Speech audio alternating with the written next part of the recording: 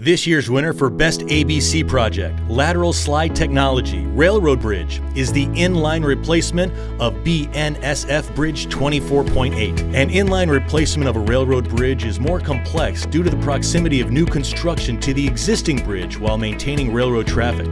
This complexity also carries over into the actual replacement of the superstructure.